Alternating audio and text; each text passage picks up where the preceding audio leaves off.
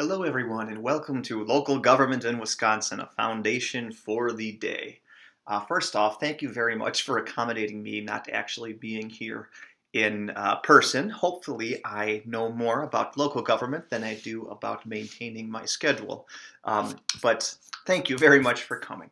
So my name is Michael Ford. I'm an assistant professor of public administration here at the University of Wisconsin-Oshkosh. I went ahead and I put a slide up there of my picture because I thought it might be weird to be hearing my voice over the loudspeaker here without actually knowing what I look like.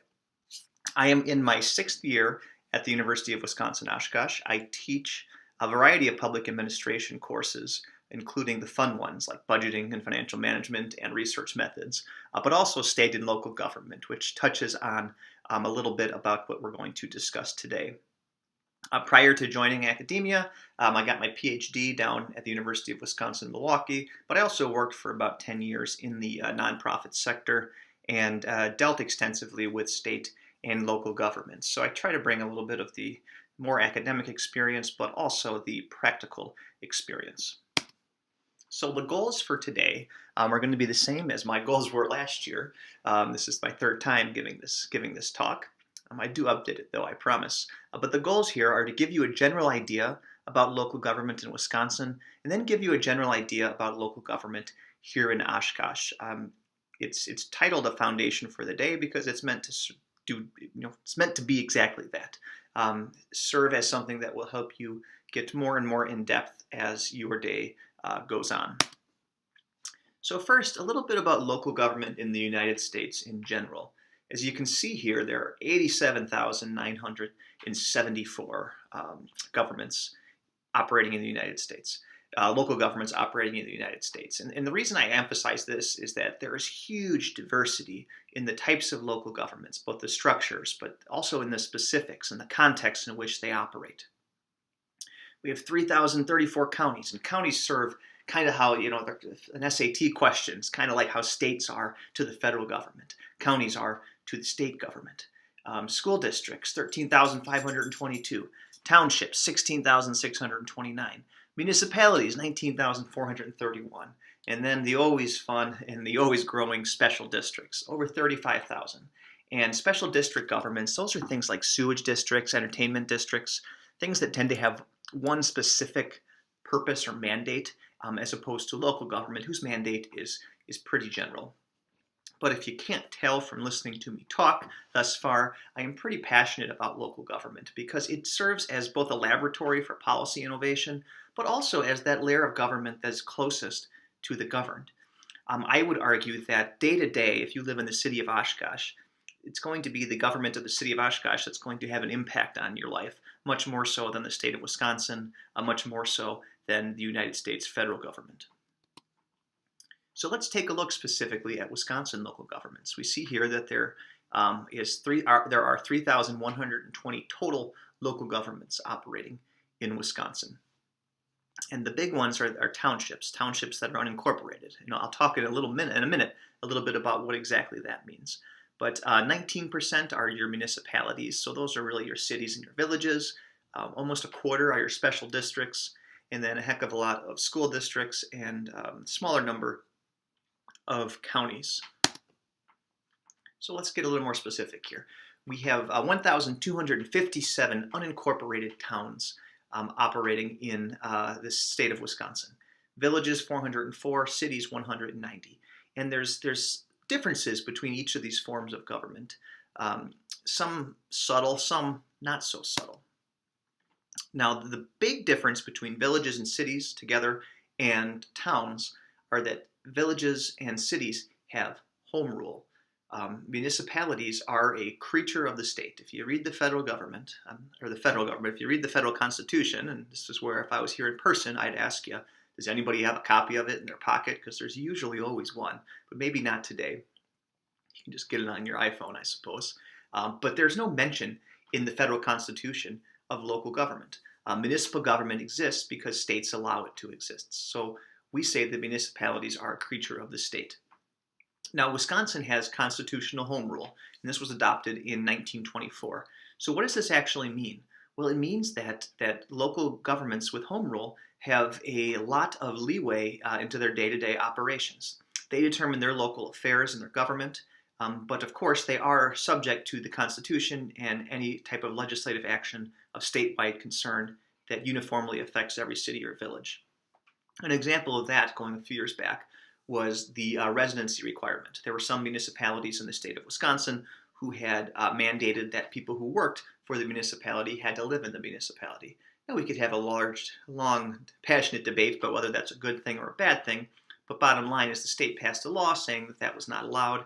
It went to court, but as often happens when the state goes to court against local government, the state won.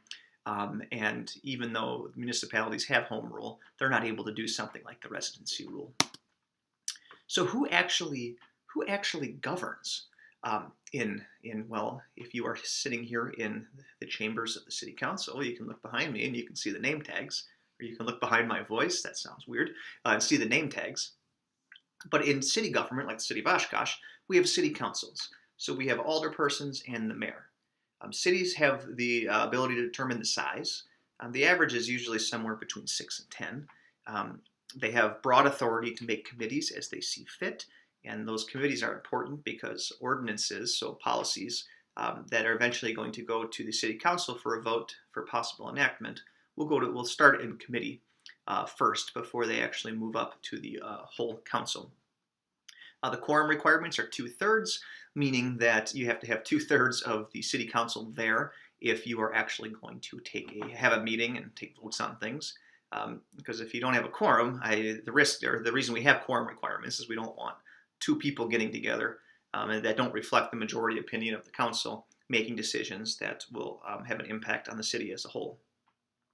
Village boards are a little different, and you can kind of tell from historically from the differences that they're set up to be more rural. Now, in reality, because we've had suburbanization and we've had villages popping up very close to other urban areas, they're not always more rural, but at least in their governance structures, you can kind of see that history there. So there's a president and trustees. They're all elected at large. And if you don't know what at-large elections means, that instead of having special individual districts throughout a municipality where people run for a seat, people run citywide in an at-large race, meaning they could all theoretically live in the same house together and be related. There may be 8 people run, you elect 5, it's just be the top 5 vote getters. Village boards have executive, legislative, and administrative authority, just meaning some of those balance of power dynamics that you might get in a city government where you have a strong mayor and a city council won't necessarily exist on a village board. The quorum requirements aren't as large. It only requires a majority of village trustees be there to satisfy quorum. And it is mandated that you have 6 trustees unless unless the village is very small. If it's less than 350, then you can have just 2 people. And they also have the power to make committees as they see fit. So there are subtle differences, but if you ever wondered what the difference between a city and a village is, you can have a response to that question. All right, the difference between the executive in a city and a village, the mayor and the village president. And by the way, the mayor is not always the executive, but we'll get to that in a minute. A mayor is a member of the council. They preside at meetings, and they vote in case of the tie. And certainly the ability to preside at a meeting is very important because they can set the agenda. They can schedule what actually gets talked about, what doesn't get talked about. So mayors certainly have a lot of power. But they also have the power, in some cases, to veto council actions, which is also very important. So these checks and balances exist in this dynamic. The village president can vote on everything. They also preside over meetings, so have that same scheduling power, but they don't have the veto power that a mayor, a strong mayor, would have. Now here in Wisconsin, we have different governance options. If you're familiar with Oshkosh, you can even you see that we have a little bit of a hybrid where we have a mayor, but then we also have a city manager. I believe Mark Roloff is here right now, and if he's not, I hear that he's taking questions after this presentation airs. And he's the city manager. He's not elected. He is hired by the council, and he has executive authority. But we'll get to that. A mayor-council system is kind of your traditional system, or at least what I kind of think of the default when you think of local government, where you have an elected mayor who has the executive authority and an elected council who has the legislative authority. But in Wisconsin, we also have the mayor-council with administrator appointed by mayor and council. And this is a little. I guess this differs from the next two options in that the mayor-council with administrator appointed by mayor and council is a form that is created via an ordinance, as opposed to it being spelled out in state law. Because if you look in state law, you can see the requirements or the ability to have a council manager form of government. In this case, the council manager form, the manager, just like the administrator in the previous example, previous bullet point, has the executive authority, whereas the council has the legislative authority, and the president or mayor serves as the not head of state, that's not the greatest analogy, but the one who presides over meetings. And has certain ability to do appointments and things of that nature. But the one actually managing the day-to-day operations of local government is not the mayor, it is the manager or the administrator. And the council manager form with the mayor elected by citizens is where you have a mayor that's not just picked by other council members, but is actually elected by the citizens of the municipality. Now, if that seems confusing, I apologize, and certainly when Mark Roloff talks, he can go a little more in depth into that if you do have questions, because he is not only an expert on professional management of local government, he is a professional managing the local government. And there's all kinds of possible advantages and disadvantages to these different forms of government. But the big one, the big reason we have these progressive reforms, or had these progressive reforms, was to take some of the politics out of the day-to-day management of local government. There still is that accountability for an administrator or a city manager that is hired by a council. In other words, if residents are upset and don't like the performance of the city manager or administrator, they have the ability to vote their council members out of office. But there's a little layer of protection there, in the hopes that the city manager is not just somebody who is a professional and understands and is experienced and trained in running a complex municipal organization, but also that they're not going to be bound by the day-to-day politics that might affect the decision-making of a mayor. And here are just some comparative numbers that go through some of the different forms of government that compares the United States with Wisconsin. And as you see here, if you look at the larger municipalities in Wisconsin, over 5,000, a good 47% of them are a mayor-council with an administrator jointly appointed. So we are certainly a place where we have a heck of a lot of professional management of our larger municipalities. So let's take a closer look at the lovely city of Oshkosh. So this is the organizational chart that I pulled from, I believe I pulled this from the City of Oshkosh budget, which I am currently walking through in painful detail with my budgeting students who get to evaluate the financial health of municipalities across Wisconsin. A couple of them are doing Oshkosh, so stay tuned. I will be sure to share that with the folks of the city. But this gives a nice little, I think, detail about how the city manager serves as a bit of a buffer between those that they are managing down to and those that are managing up. So it's kind of a difficult, it is a difficult job, in that a city manager has to be cognizant of both managing departments, department heads, their employees, ensuring that this organization is run in an efficient and effective, accountable manner. But they also have to manage their relationships with the political actors. And of course, right at the top, we have the voters, which is an important thing to note. Certainly, some of the criticisms of professional management of municipal government are that, hey, that we have no mechanism to directly hold the executive accountable. During the whole golf course battle last year, city manager here in Oshkosh took there was certainly some public sentiment out there, people being critical, saying, what? How is the city taking these actions? And we don't have the ability to even vote the executive out of office. And I thought that really, by the way, I defended the city manager and the city management form of government when I had those discussions with people. I said, well, if you don't like it, vote the city council out. That's kind of how this operates. Um, but it certainly is a critique that is out there. So let's keep going. So Oshkosh, we do have this council manager form, which is this balance between political leadership and managerial leadership.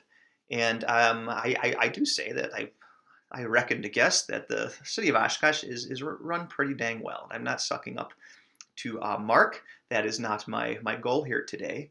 But having studied a lot of these different local governments across the, not just Wisconsin, but across the United States, I'd say Oshkosh has a heck of a lot going for it. And certainly part of that is likely a function of the form of government adopted here. So like I said, we have this balance of political leadership and managerial leadership. And it's really, it's like I said, it's rooted in this progressive idea, not only that we want to insulate politics from, or insulate the day-to-day management of government from politics, but that also we want somebody that knows what they're doing. No offense to any elected official, but the primary qualification for being elected to office is you got one more vote than the other person. Doesn't mean you're an expert on everything. You might have run on one issue. You might be passionate about one thing. Who knows why you ran?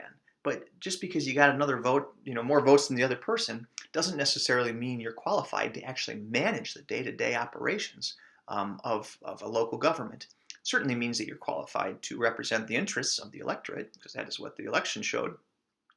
But you are not necessarily a good manager.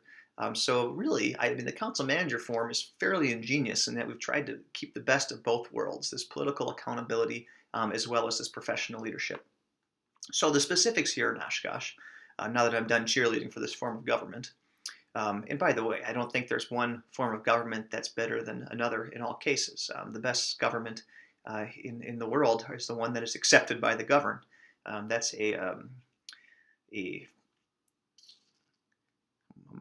stealing that quote. It's not quite plagiarism, but it's an adopted quote from Woodrow Wilson, who for all his personal flaws, was a heck of a thought leader when it came to defining the field of public administration back in the day.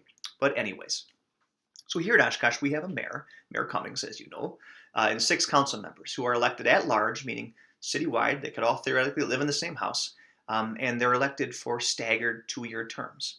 And the mayor is the one who presides over council meetings.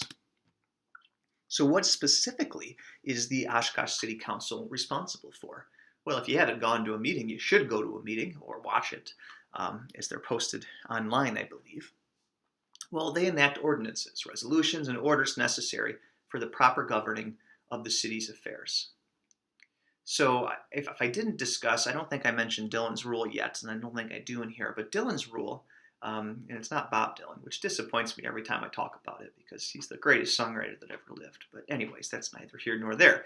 Dylan's Rule is a reference to a court decision that really defined how home rule operated in the United States. What Dylan's Rule says is that municipalities have authority to take action that is prescribed directly in statute. In other words, if the state says that, yep, cities can do this, Dylan's Rule says, yep, they have the authority to do it.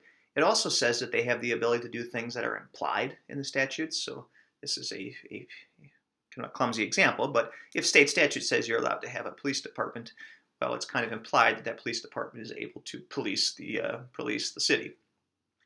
But it also, and this is the real powerful part of Dylan's Rule, this court decision, it also laid out that cities have the ability to take actions that are consistent with the necessary purpose of their organization.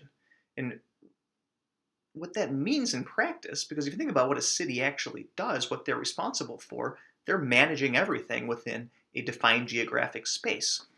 So if they have the ability to basically do whatever is necessary to satisfy that mandate, they have very, very broad authority. Now, as I said, the big check on that authority is always the state has the ability to tell you have to do something, do a mandate, or to regulate you and stop you from doing something at any given time. But nonetheless, they have broad authority. So back to this slide, the specifics that are laid out here can kind of be traced back to Dylan's Rule, to that court decision. But council can enact ordinances. So that's like akin to a law, a bill being passed at the state level. Resolutions and orders necessary for governing the city. reviewing and adopting the annual budget. And that one is so important. I'm passionate about budgeting, and you should all be passionate about budgeting. You should go read the City of Oshkosh budget, because that is the contract between the government and the governed. It is that document that spells out that this is the resources we have, this is how we're getting them, this is what we're doing with them, this is what our performance is, these are our plans for the next year. Here is a document, a contract that you can use to hold us accountable for our performance, and where we can celebrate what's working and what's not working. So as boring as the idea of sitting down and reading the city budget might seem, you can learn an immense amount of detail about what the city of Oshkosh cares about, where its passions lie, where its priorities lie, by looking just the first 30 pages of that document. So 3, the council reviews and decides on recommendations from various boards and commissions. If you look behind yourself right now, you'll see that conference room over there. That's where the Plan Commission meets. That's the commission that I have the privilege of serving on.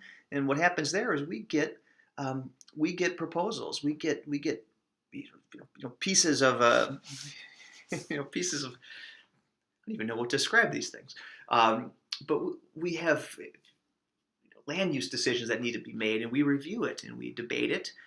We hear from the public and we vote on it. Now, our votes aren't binding, but our recommendations do go to the city council, and more times than not, they do honor our recommendations.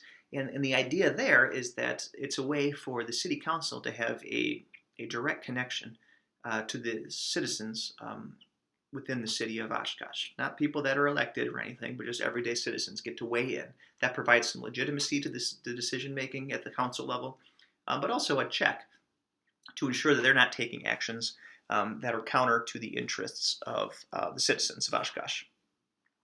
The Common Council establishes policies and measures to promote the general welfare of the city, safety and health of its citizens. So kind of a broad public safety and public health mandate. And then representing the city at official functions with other governmental agencies and organizations. So I'm sure that you've been places. If you haven't, I'm sure someday you will be, where you see the city council members walking around with their little blue name tags on. They're there in an official capacity. They're representing the great city of Oshkosh. So what types of commissions and committees are there? Well, the ones that are required by state law or local action are right here, and you can read, so I won't read them all to you, but I'm sure that I know the Landmarks Commission and the Library Board might be one you've heard of. The Plan Commission might be one that you've heard of. I'm sure the Police and Fire Commission is one that you have heard of. But you see that there's a lot of these. Arts and Beautification, Committee on Aging. And you'll note that not all of these are going to apply to all local governments. The Grand Opera House Advisory Board really wouldn't exist outside of a municipality that has the Grand Opera House, so the city of Oshkosh. Things like an airport board wouldn't exist, or a harbor board, a harbor commission wouldn't exist in places that didn't have a harbor or an airport. But you'll see that there's so many of these, and it's a powerful thing because they have the ability to really connect the political world, Common Council, with citizens and volunteers operating within the city. It's kind of a cool thing. So let's go talk more a little bit about the city manager here in Oshkosh. And I say this, I don't mean Mark Roloff personally. Come on, I teach public administration. We teach about bureaucracy. We're all numbers here. We don't hire a city manager because of their personality. We hire them because they meet the qualifications for the position. Which one of those, I suppose, might be a good personality. But I digress. So the city manager is selected by the mayor and the council, and they're an at-will employee, meaning they serve an indefinite term, but they can be terminated at any given time. The salary is set by the mayor council. They have to abide by a code of ethics, including not engaging in any political activity. The whole idea of professional management is undermined if that professional manager is engaged actively in politics. The city manager appoints department heads other than the police and fire chiefs. All the employees report to the city manager. And here's a big one, the budget creation and recommendation. The ability to have that first draft of that contract between the government and the governed is a huge power and huge responsibility because they're framing the debate, framing the discussion. That last point is another area where the city manager frames the debate, frames the discussion. They will lay out policy alternatives. They will do analyses saying, what would be the pros and cons of adopting these different policies, and eventually lay out recommendations with rationale. And I think a really good city manager is able to understand what their city council is willing to accept, but also really good at subtly moving people into that position where they are open, and not even just open, but actively advocating for a position that is the preferred position of the city manager, that city council member may not even realize was their preferred position before they were educated by the professional manager. So the employees. Now this might be a little different now because this is out of the 2017 Certified Annual Financial Report. Another document that's a great read if you're a glutton for punishment. Once you finish the budget, you can dive into those. They're all very transparently placed on the City of Oshkosh website. But looking in the CAFR, we see that there's 519 full-time employees in the City of Oshkosh, 86 part-time, 157 seasonal. If you break it down, 13 of these are officials or administrators, 42 supervisors, managers, and 202 are involved in protective services, which is not uncommon. If you look at local government and where people tend to be employed in local government, it's in the services where everybody is impacted. And certainly police and fire protection is an area where everybody is impacted. Everyone cares about it, obviously. Hence, it tends to be the largest part of local government, the largest kind of single chunk of employees, of FTEs in a local government. It also tends to be the most expensive function of local government because police and fire, they need stuff. Not only are you paying the salaries for these individuals and the benefits for these individuals, you have a heck of a lot of large capital expenses involved. So let's take a look at the numbers, and this is borrowed directly out of the most recent City of Oshkosh budget, and you'll see that we have $73.4 million in budget in revenue coming in to the City of Oshkosh. And if you ask where it's coming from, as you probably suspect, the big place is you. Property tax levy. Over half of the revenue coming in comes from the property tax levy. Now we see that we have a couple other small things. State shared revenue. So that's money that we all pay. We pay our income taxes and our sales tax. Well, maybe you don't pay your income tax. You should pay your income tax. That's going to come back to bite you. But we pay that to the state of Wisconsin, and they redistribute some of that back to local municipalities. And that number, both as a percentage and as a total number, has been dwindling. And that's another debate to be had about how much of that money should be sent back to a local government.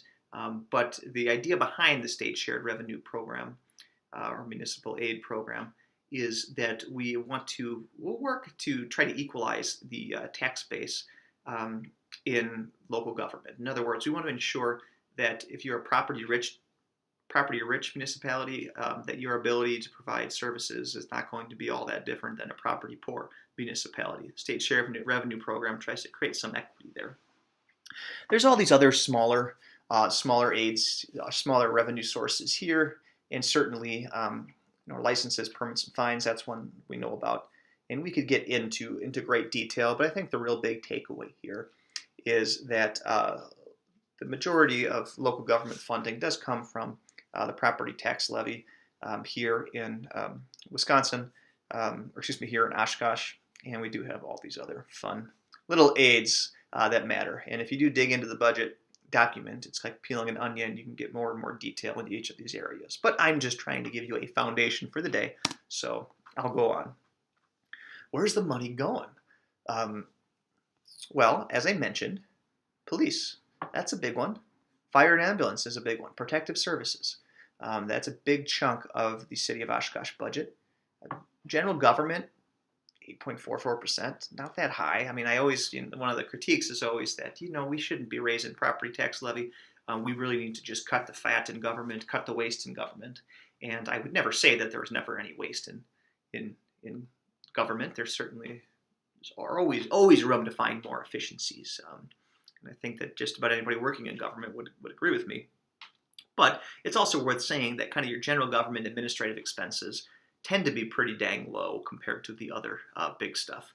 Now here in Oshkosh, we have a significant amount of our budget going to debt service, so paying off our bonds that we have taken out to fund projects. And I know that this is an area where a city manager could talk more, should he be so inclined. But it's a couple things worth pointing out. First is that the state of Wisconsin limits the total amount of debt you can take out as a local municipality, and that limit is 5% of your equalized, so really your property tax value in the city.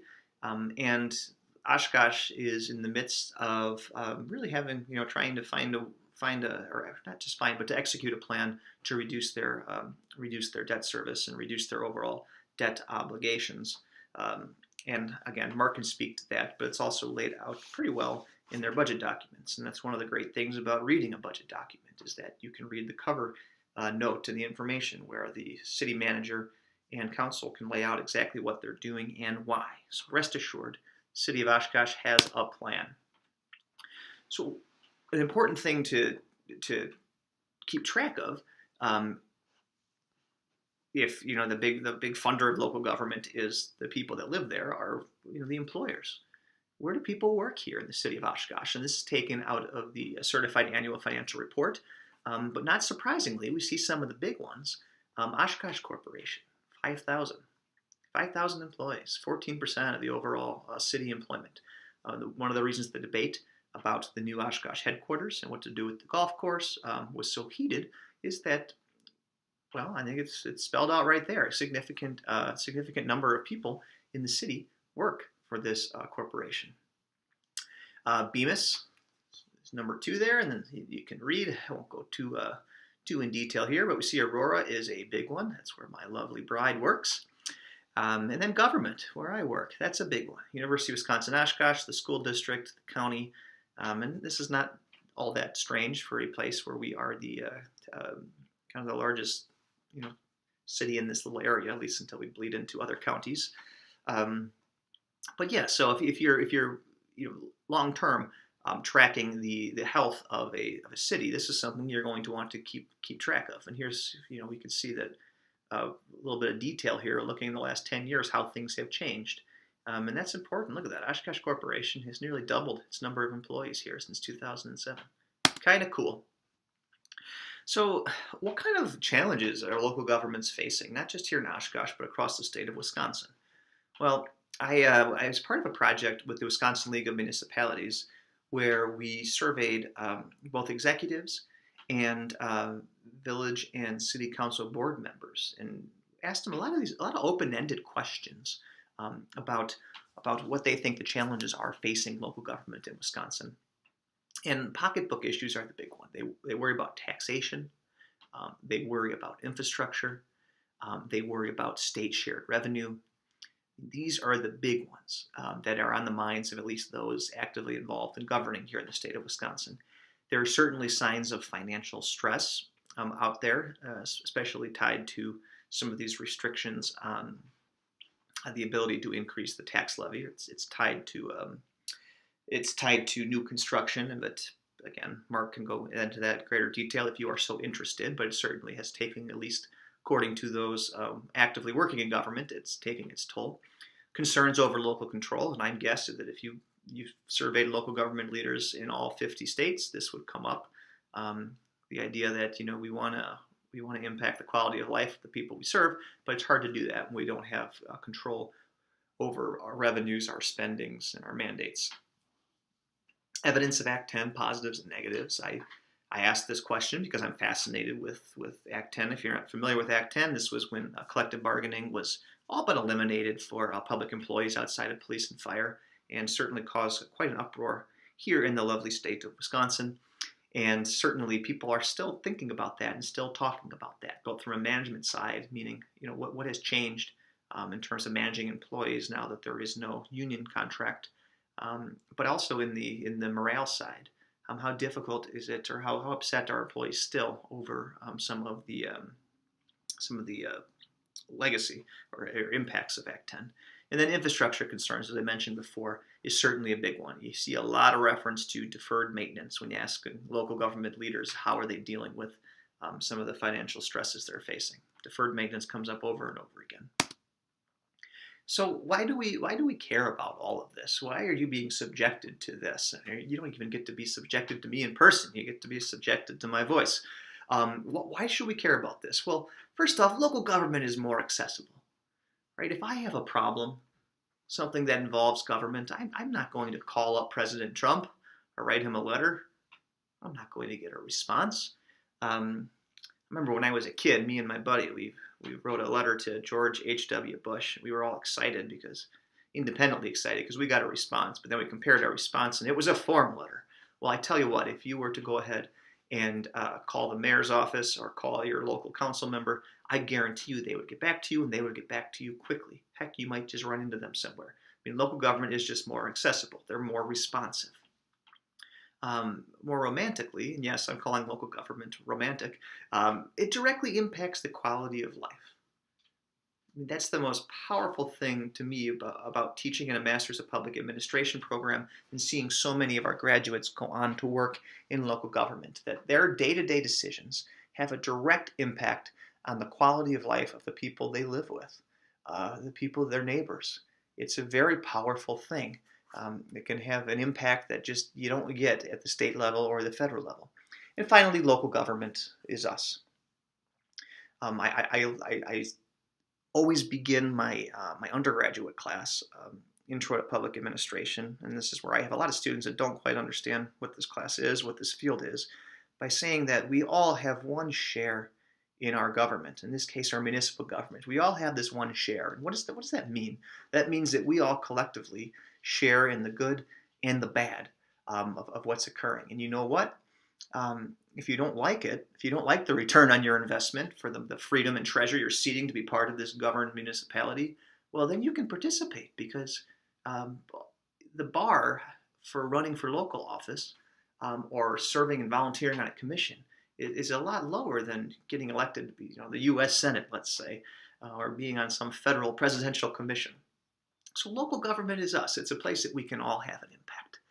So thank you so much for letting me participate, and I do apologize that I can't be here this morning. I am off to sunny Austin, Texas, for a conference on nonprofits. But I really do wish you luck the rest of the day. And I know I have my email there on the first slide. It's fordm@uwosh.edu. If you have any questions about what we do at the UW-Oshkosh MPA program or anything else that came up today, please don't hesitate to reach out. So thank you and have yourself a great day.